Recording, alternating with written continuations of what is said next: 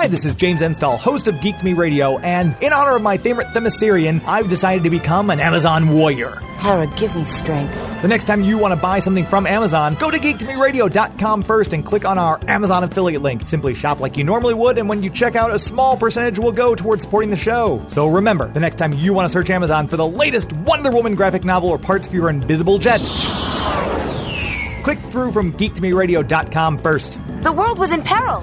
Would you have me stand by and do nothing?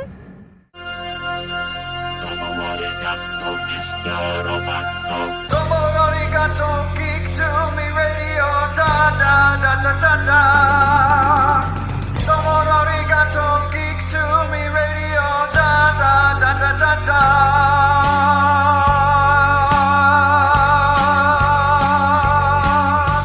Welcome, welcome, welcome, geeks and nerds, girls and boys, to another all-new edition of Geek to Me Radio, our 150th episode. It's comic-based today. We're talking with comic creators Jim Salicrup. Then we'll get into Fabian Nicieza and his work on Deadpool. We'll talk with Mark Waid. All that and more. Stand by.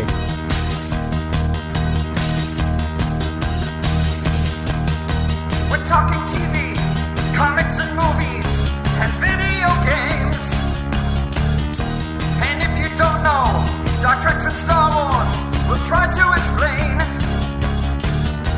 There are 12 doctors for Hogwarts houses, one ring rules them all. To be the greatest Pokemon master, you must catch them all. You must catch them all. Try to catch them all. Gotta catch them all. Gotta catch them all. And if you're driving around the greater St. Louis area right now, hearing this on 105.3 FM and 1380 AM, thank you very much for tuning in. If you're listening us out there in the world, streaming us on the web, thank you for finding us there. And as always, if you're hearing us after the fact in the podcast form on Google Play, iTunes, SoundCloud, Podomatic, we appreciate your finding and subscribing there. Great show today for our 150th. I'm keeping it comic book based. My first guest is none other than Jim Salicrup. We're talking with Jim Salicrup, writer, editor for just about everything from Marvel. Started as a messenger, if I'm not mistaken, yes? More or less, 1972. And that was, you've been with Marvel for 20 years from that point on. Right. When you got your foot in the door doing the messaging, I think it was Roy Thomas who hired you, if I'm not mistaken? Roy Thomas and Saul Brodsky. And was your whole plan to work your way up to editor-in-chief at the time, or were you just happy being in the door? What was the thought process of a young Jim Salicrup at that time? Well, I'm an editor-in-chief now at Paper Cuts, and I was also at Topps Comics. But at Marvel, I never wanted to be the editor-in-chief because that tended to be more administrative. So just being an editor there was fine. But my aspirations early on, when I first started, like many a writer and editor in comics, we were all sort of frustrated cartoonists. I started when I was 15, right before I went to the High School of Art and Design in New York, and I really wasn't as bright as I'd like to think I was, in that at Marvel were such incredible talents, such as in the office, John Romita Sr., Maurice Severin, Herb Trimpe, and a few others, that in a sense I had like the greatest comic book art teachers in the world at my disposal. But my teenage brain back then only thought, oh my gosh, I'm not worthy. They're so much better. I'll never be as good as they are. I better find something else to do. And I was such a fan in a way that when you look at a lot of the stuff I wrote at Marvel, a lot of it is oddball stuff. It's like I didn't think I was worthy enough to write the mainstream Marvel comics, like an issue of Amazing Spider-Man or Iron Man or something like that.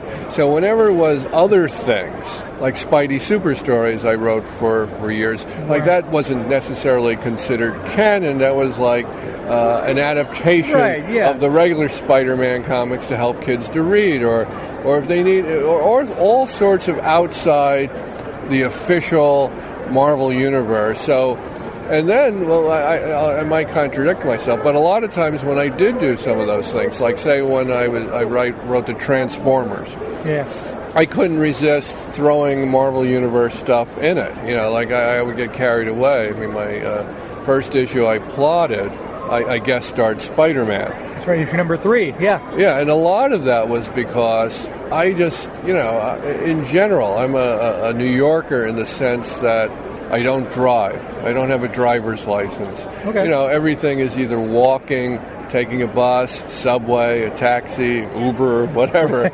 You don't need to, I love walking.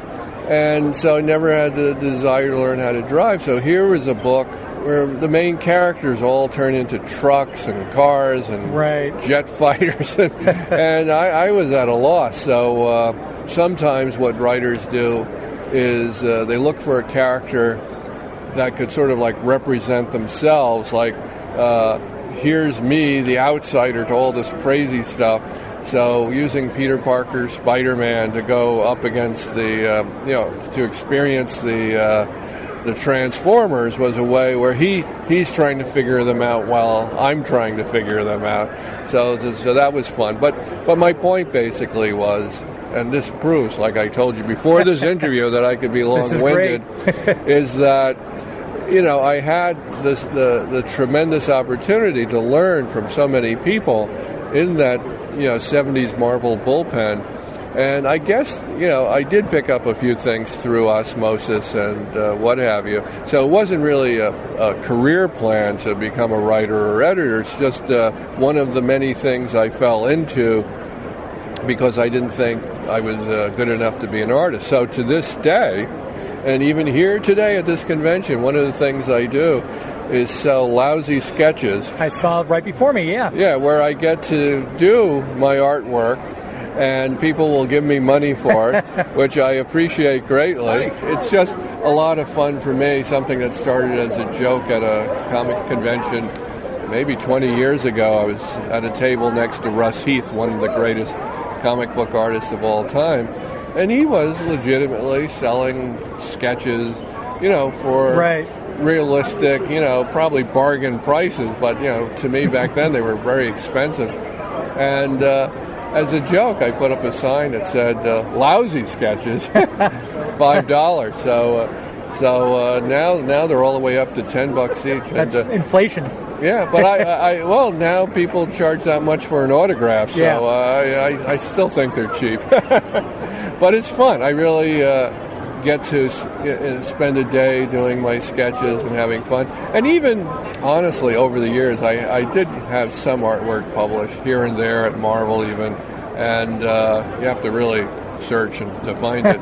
But there was even an ad I did for, I think it was Mutant Babies that Terry Austin wound up inking. So it was, but a lot of times what I would do is sketches for covers, because a lot of the fun for me is the idea, the concept, or the design if it's a cover. And so as an editor, you really have the most enjoyable job in that if you have an idea, that was the fun part.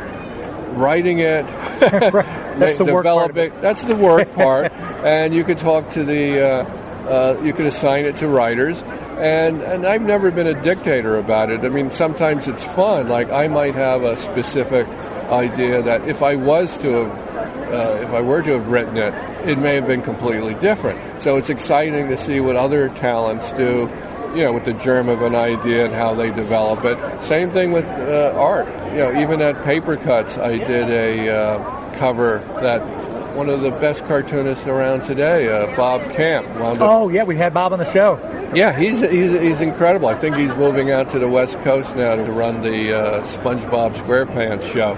I did this very rough sketch for him, and I was surprised how faithful he was with it. It was like very flattering, and he's always said great things about my lousy sketches. And, he'll come up every show we're at together. He'll come by and say, Jim, you draw funny, which, That's got to be a compliment coming from Bob. You took the words right out of my mouth. So there, how's that for a long-winded answer? That's perfect. And you talk about planting that germ of an idea with one of the probably the biggest and most famous storylines for Spider-Man, Kraven's Last Hunt. You kind of oversaw that, and you said that was your idea to break it up and spread it across Amazing Web and Spectacular, wasn't it? Well, to be precise, I don't want to take any credit I don't deserve, although I'm tempted. No, the storyline was a 6-part story, but I think it was intended for just one of the Spider-Man titles. And I guess I always tried to look at things from when I was a reader. And when I was growing up in the 60s, and there was basically, for the most part, one monthly Spider-Man title, and it was very tightly plotted. It was like a soap opera. Right. So you weren't reading it just for Peter Parker, but there was all these other characters, and stuff was constantly going on. And so you'd read one issue, and it was a very suspenseful month where you truly eagerly awaited the next issue just to find out what was going to happen. And when they started adding other Spider-Man titles, because there was that temptation many times, even in the 60s, and he would be a guest star, and there would be annuals, and he would appear in other stories. But he didn't become an Avenger, for example. Right. Like they toyed with it in a story in an annual, and they realized, no, he's a loner, he couldn't be a part of the team, et cetera, et cetera. And I liked that. And once they started, I think the first one was Marvel Team Up, an ongoing time. Yeah.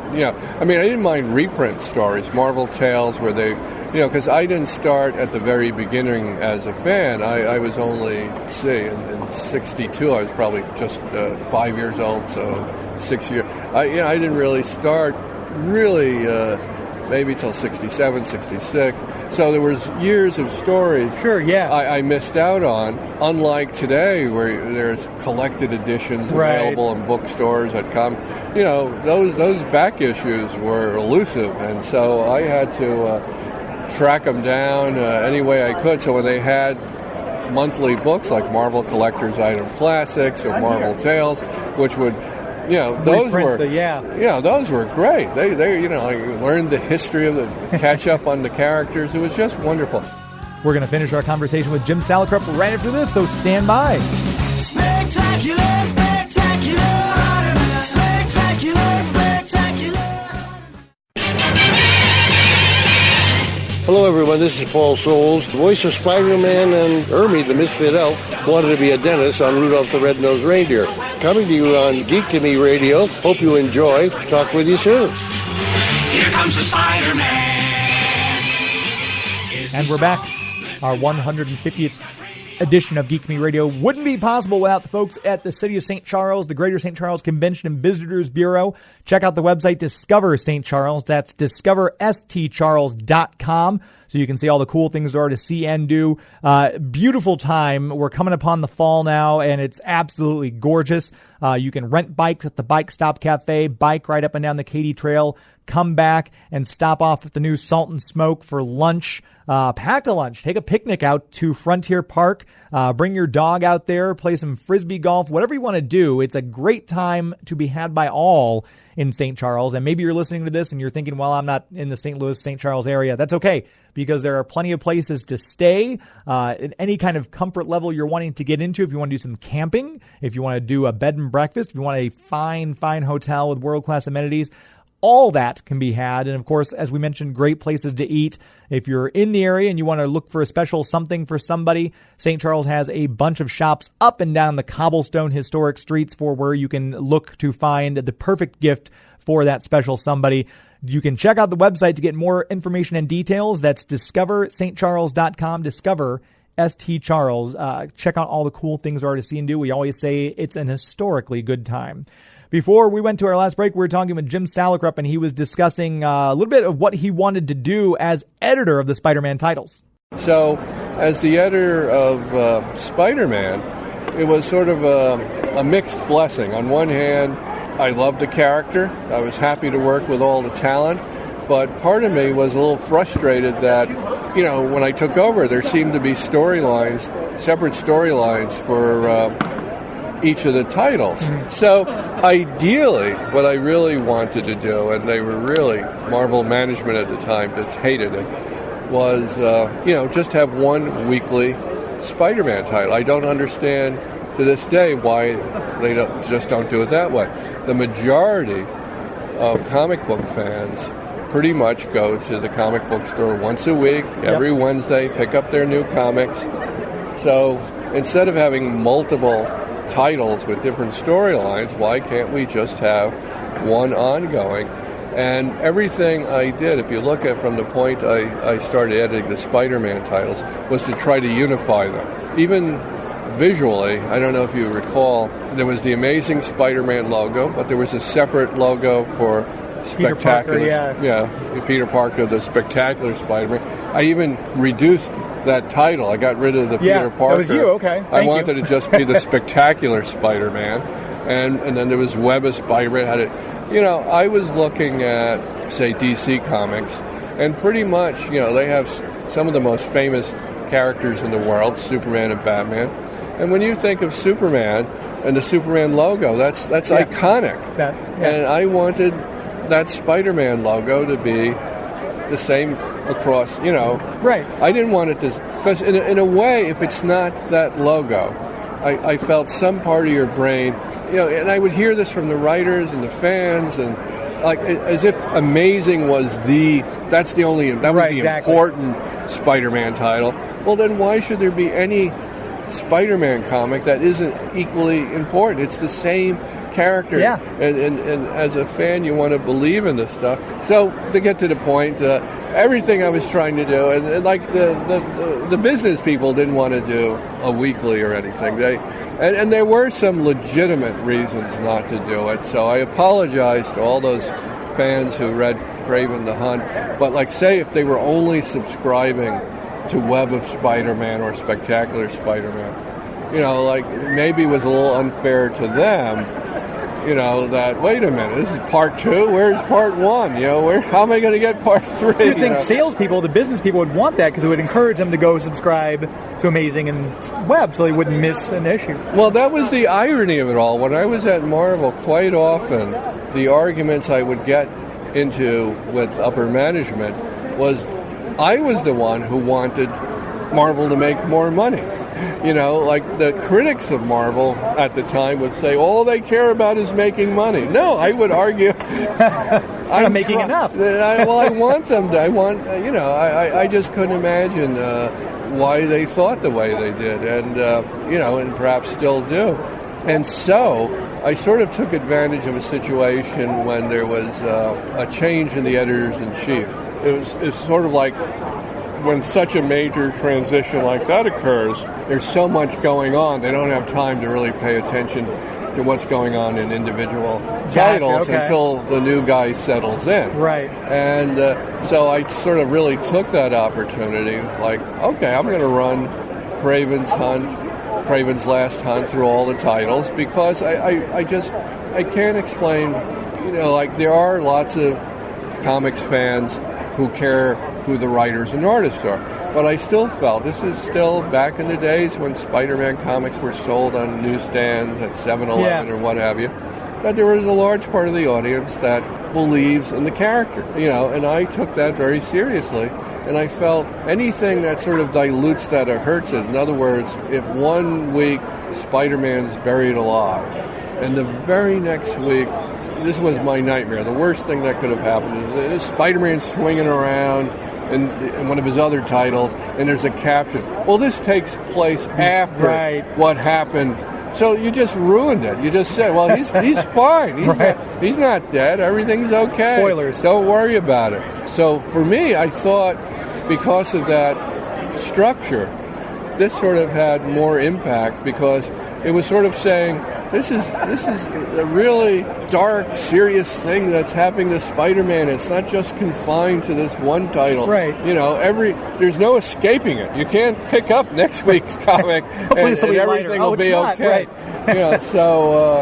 Well, I figured, as much, it's ironic that I really wasn't in favor of Spider-Man being darker and all that, but I figured, yes, and I get credit for editing one of the perhaps darkest Spider-Man stories ever, but I just felt if we're going to do it, I want to go for the maximum impact, and really, I mean, it wouldn't have made much difference if it was not a great story. So all the credit really goes to J.M. DeMatteis, Mike Zeck, Bob McLeod, Rick Parker, the letterer, J.J. Jackson, the original colorist. Everyone on that was putting so much effort that as editor, I felt I had to do everything I could to make it have as much impact as possible, and the creators seemed very appreciative, and I was, just really reacting to the great work they were doing. So it was, I think, fun for all of us. We were able to promote it well,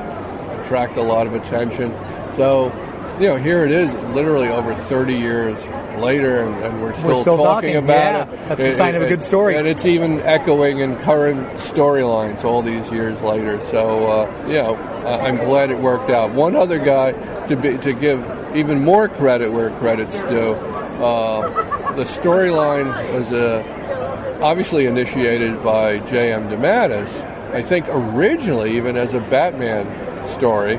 And he tried a few other attempts into trying it with other characters. Didn't go anywhere until I think he pitched it to Jim Owsley, who's now Christopher Priest, and Tom DeFalco, who were before me on the Spider-Man books.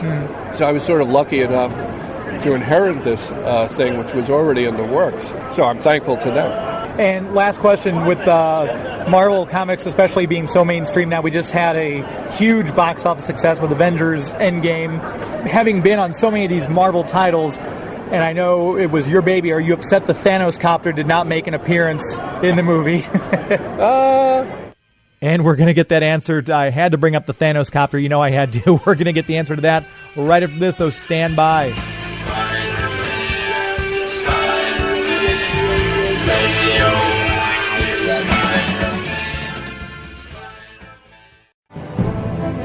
Hi, everybody. This is Maria Canals-Barrera. I voice Talk Girl on the Justice League, and you're listening to Geek to Me Radio.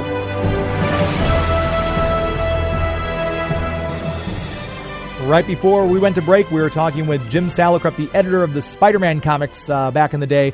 And, of course, he is the creator of the Thanos copter, so I had to bring it up. Is he sad that the Thanos copter did not appear in the new Avengers movies? Well, we haven't seen the DVD with deleted scenes yet, That's true. have we? It could be in there. And, what's funny is, for me, is a lot of times I'm getting perhaps undeserved credit for various things that I'll give you an example.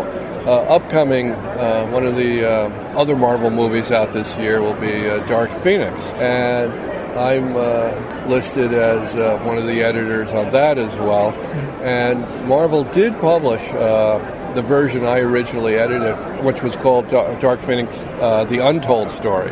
Yes. Where in my version, she survived, which it's interesting, because I think there are certain similarities between what we were trying to do with that version of Dark Phoenix, where I saw the Dark Phoenix, and I think Chris and John did at one point, as this other entity that possessed Jean Grey. That it wasn't Jean Grey, committing genocide on that poor, planet of, broccoli people or asparagus, I can't remember. But I think Jim Shooter, who stepped in and said, wait a minute, Jean Grey has to be ramifications of her committing this horrible crime, which I think Chris may have initially been bluffing. Well, what do you want us to do? Kill her?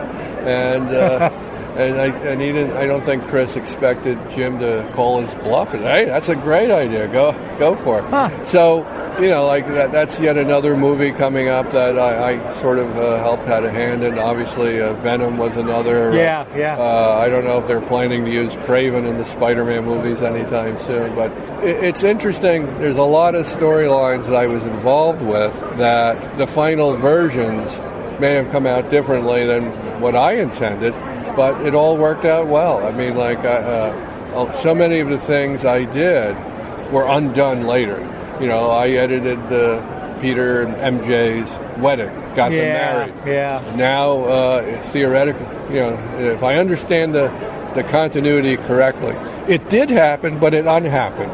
Right, Mephisto. Yeah, that was. There's a lot of people upset about that too. There's a fan outcry. People are trying to do petitions to null and void that story, which is fan petitions are kind of the thing right now, I guess. Well, you know, it's there.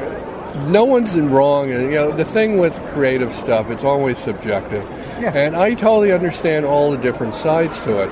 You know, it's just that Spider-Man, in a lot of ways, I felt had gone on for a long time and was in danger, even indirectly because of me and Spidey Super Stories. I think a lot of young kids are very sensitive to what they're reading and don't want to be perceived as reading stuff that's for babies, as they would say. Sure. And I think Spidey Super Stories, in a weird way, may have damaged the Spider-Man franchise by associating it. This is something you read to learn how to read, you know? Right. And I think initially the black and white costume was something that gave fans, no, I'm not reading that Spider-Man. This is the more sophisticated, cool, the adult Spider-Man. Exactly. Yeah, right. Exactly. And then, of course, you know, as soon as I become editor of Spider-Man, I want to undo that, which fortunately begat Venom, so that worked out okay, depending on who you ask. I'm sure Todd McFarlane loved it. I haven't heard him complain, but you know, and then as we moved on, it was like, the costume, the wedding. How they undid the marriage that you. Who cares? I got lost. People revamping. I had such a fascinating point to get to, but unfortunately, I'm old now and can't remember it. So we'll have to, next year continue, and maybe I'll remember it by then. I'll shoot you an email to remind you of the upcoming con, and we can discuss it at that point. Finish up the round 2. Okay, it's great talking to you, James. Thank you, Jim Salicrup. It's been a pleasure. It's all been pleasure's all mine. Thank you so much. Thank you. Great talk with a great creator. Thank you, Jim Salicrup, for your time. We're going to keep it comic book based. We're going to come back talking with Fabian Nicieza, one of the co-creators of Deadpool, right after this, so stand by.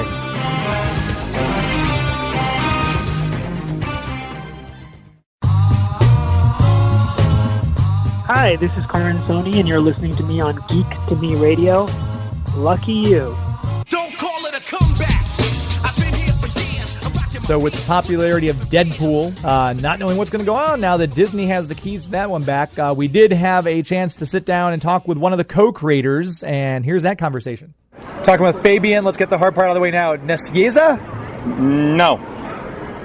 Nicieza. Be Spanish. Nicieza. That was Spanish. That was incredibly Spanish. In Espanol, it's Fabian Nicieza. In English, it's Fabian Nicieza. And in American, it's clearly Fabian Nicieza. Obviously. Okay. So I would have gotten there eventually, but thank you for speeding the Maybe process. not. You're American. So, obviously, Deadpool, huge co-creator.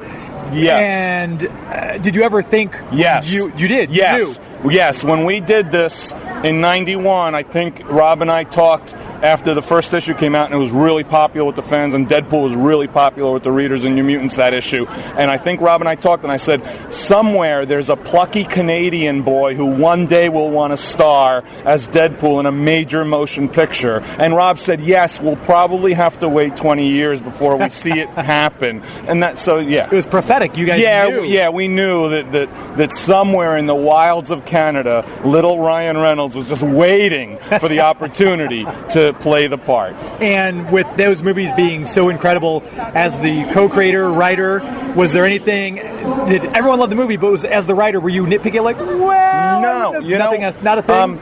I would have been, honestly, and no joking, if the first movie hadn't have been so pitch perfect for me, as far as I'm concerned. I thought, as a writer, as an editor, as a professional, I'm looking at this thing, trying to find flaws in it, and I think its structure was excellent. I think its pacing was excellent. Its scenes were excellent. Its characterization was excellent. And what made it global and made it reach a wide audience that you'd never expect would go see a character like this on screen is that it really was a love story. It was a boy meets girl, boy loses girl, boy gets girl back again story. The simplicity of that structure draws people in who normally may not be interested in a character like this. And then the humor and the scatological stuff, they like it because it's naughty. So many civilians globally went to go see this thing because it was a naughty sort of a pleasure, And we talked earlier when you were signing some of my promo posters, I didn't know you did all those layouts for those promo posters, Alpha Flight,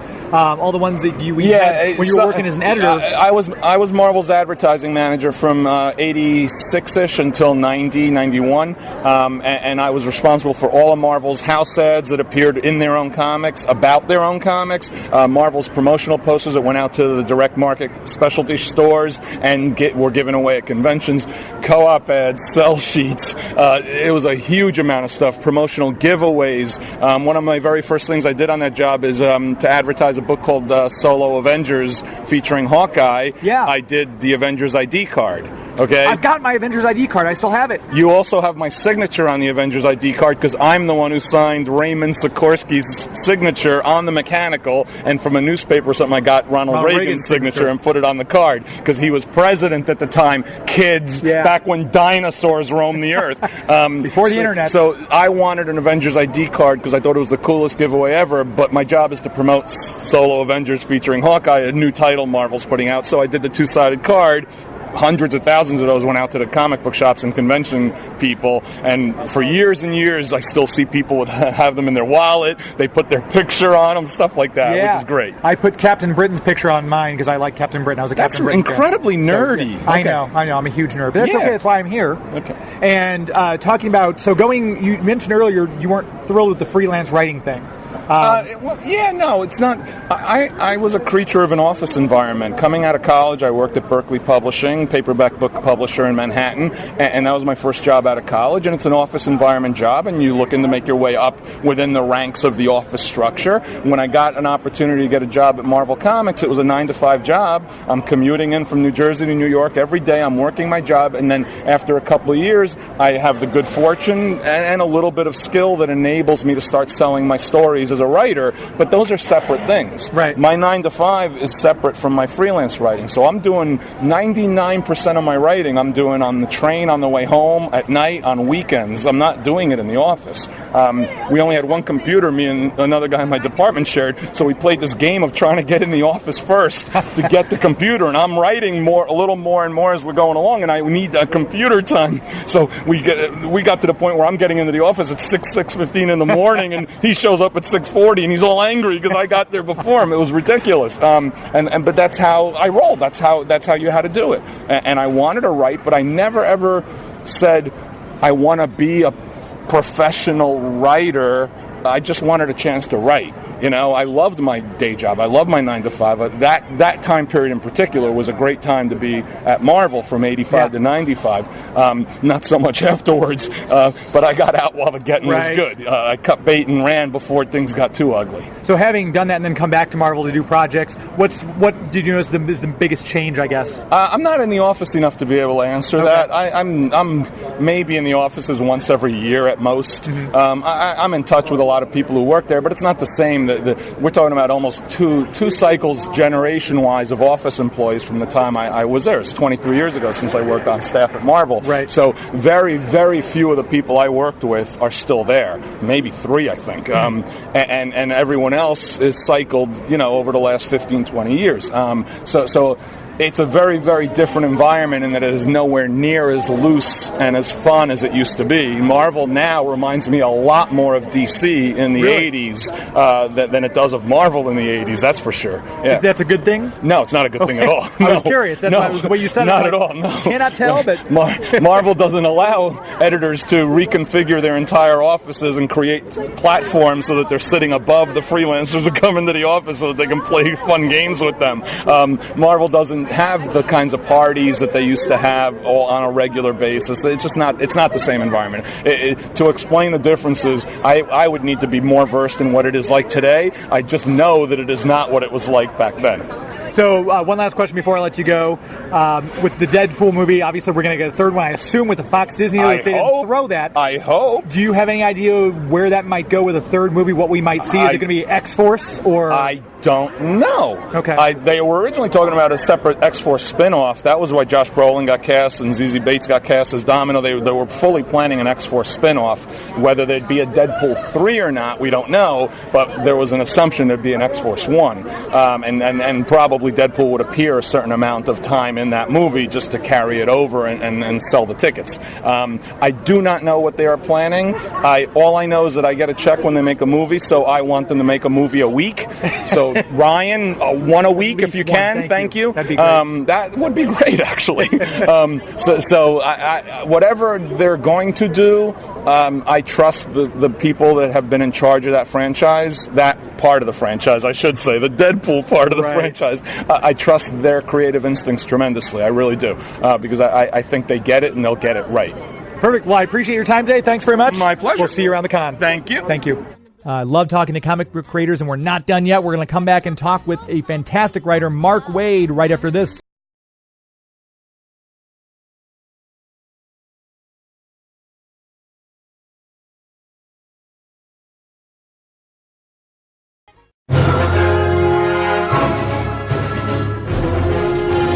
Hi, I'm John Wesley Shipp, and you're listening to Geek to Me Radio. We are back for our final segment. This segment brought to you by Marcus Theaters. MarcusTheaters.com is the website. We just went and saw, I hadn't had a chance to see it yet, so we went and saw Once Upon a Time in Hollywood. And we saw it at the St. Charles Marcus Theaters. And if you're listening and you think, well, I don't live in the St. Louis area, they're not just in the St. Louis area. 11 different states where you can find a Marcus Theaters. And I love going. The clean theaters, the fresh popcorn, the concessions are great. And, of course, the experience. If you're going to see a movie and you see it, even if it's a good movie, and you see it in a less than stellar environment, it's going to diminish the quality of your whole experience. So go see a movie in a first-class setting. MarcusTheaters.com is that first-class setting. Fantastic theater chain. 11 different states, like we mentioned. You can go see it. Check out the website, MarcusTheaters.com, for your show times, your listings. Buy your tickets right there online so you don't have to wait in the queue when you're up at the movie theater desk, and you can just get an overall perfect movie-going experience. MarcusTheaters.com is that website. We are joined now by a fantastic writer who's had his hand in a lot of projects, Mark Waid. Talking now with prolific writer Mark Waid. How are you? Good, sir. When it comes to the modern-day comic books, if people were to create a Mount Rushmore of great writers, you'd have to be one of the four faces up there. That's nice to hear. With, I would say, probably John Byrne. Okay. I'd probably put, I love Peter David. David's Ron Peter Hulk. David, okay. What would you say for the fourth? I'd put Alan Moore or Grant Morrison. As a matter of fact, I would put Grant instead of me, but that's just me. Okay, all right. Okay. That's very kind of you to step aside. Yeah. So, your Flash run was one of my favorites. Thank you. I've got that run. I was blown away. You ended up creating the character of Impulse on your run. Right. And now we're seeing him on Young Justice and in media. That must be great to have one of your creations. That's a lot of fun to see that. Yeah. When they come to you, do they consult with you at all? How much input do you have with the shows and the Not really. With the Flash, I'm lucky in that one of the executive producers, Eric Wallace, is a friend of mine, so at least we can have conversations. But on an official level, they don't really come to us, but that's really because they're fans. They're huge fans of the material. If they didn't know anything, I'm sure they'd come knocking on our door. But so it feels it's okay because we know these characters in good hands.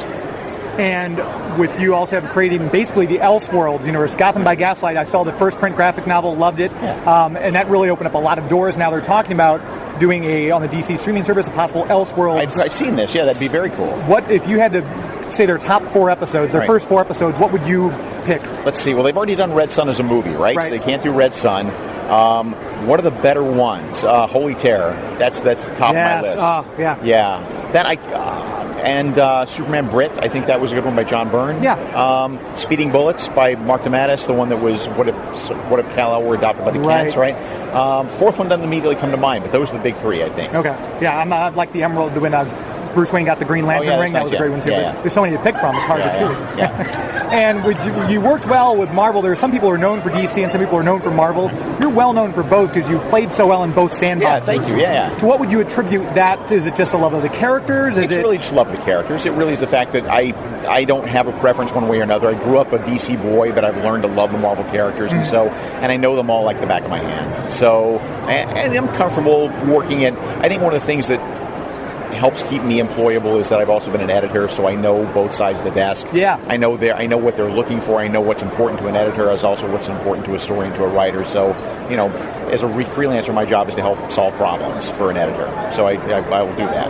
And as a writer, you've worked with so many fantastic artists. I'm very lucky. Is there anyone who, when you see their artwork, you almost kind of want to do a rewrite? It's like, well, hold on, now that I'm seeing that, is there a certain artist? Well, luckily, I get a chance to do that most of the time. Most of the time, the artwork comes by me for a final pass of dialogue. And so a lot of times I'm able to look at that and go, well, I don't need to say anything here. This covers it. Yeah.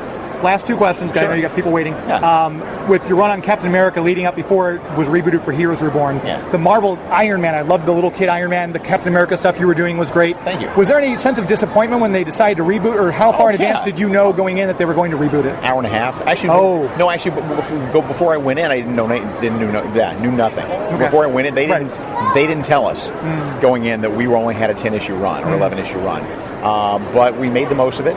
And look, I don't begrudge the guys who took over those books at all. It's it's business. Yeah. But it was nice to have those books back, and we got them back. Right. Yeah. And that was another great run you did on Cap, especially. Thank you. And my last question, you're probably one of the better Spider-Man writers out there. Thank you. So many people have worked on Spider-Man. Was there anything, when you took over that title, was there any kind of thing you were a little nervous about writing such a iconic character that going all the way back to Stan Lee has worked on?